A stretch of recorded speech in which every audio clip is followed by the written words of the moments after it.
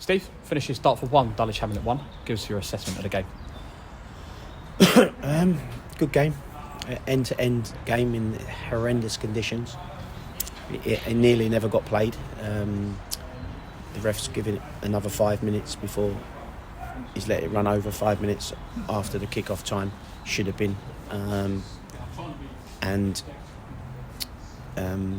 It was terrible conditions and a good chance of it being called off, but he went ahead with it. I thought it was two good sides trying to go at it.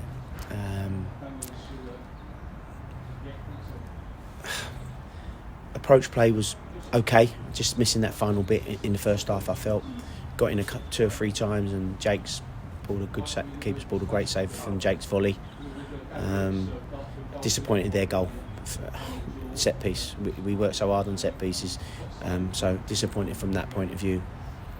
We had words at half time, and we felt that if we could get in behind them down the sides for the wide players, Kelvin especially, we're going to cause some problems. And I think, like I said, there's 20 odd crosses gone in their second half, and how we ain't won the game up, God knows.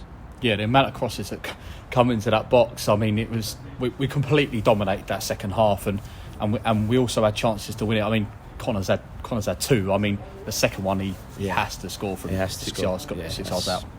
I said to him in there, centre half or not, I'm really disappointed we ain't won the game from that point.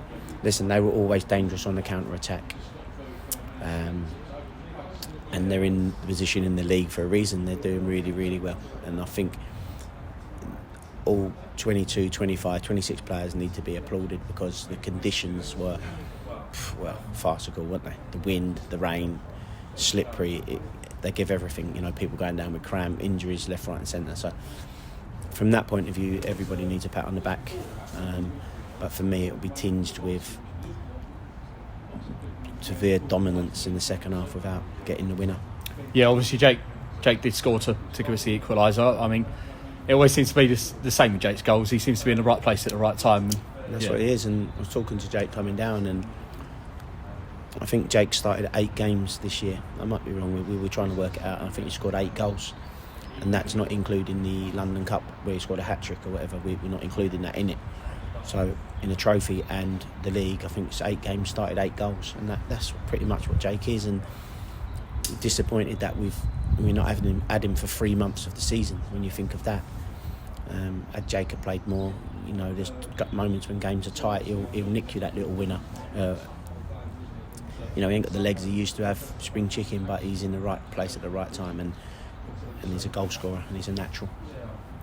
Yeah, that's what you said to me when you brought in the summer, didn't you? That you knew that you were bringing in a natural goal scorer, and that's what you wanted when you were revamping that strike force in the summer. Yeah, and we got the younger ones to come on, and and Dan Roberts and things like that, stretch the game when we need it. But he's the one that is the one in the box. If you give him the service, he'll score. And I felt a little bit sorry for the forwards today. We got into some unbelievable areas, and honestly, there must have been 20 plus crosses gone in the box, but not the greatest crosses, always hitting the first man. We never hung anything up at the back post for anyone coming in, and their defenders position themselves well, but we've got to do better with the crosses. They come in too late. As soon as you don't even need to go past the man sometimes, wrap it round him. Just decision making was poor from a crossing part of the pitch. I mean, we have to give great credit to the man between the 6. I mean, what an outstanding save from Dan Wilkes to keep it level. What a save! That's world class, that save, because the guy that come to on the edge of the area sort of shaped his body one way, went the other way, and got the shot off, and it took a deflection.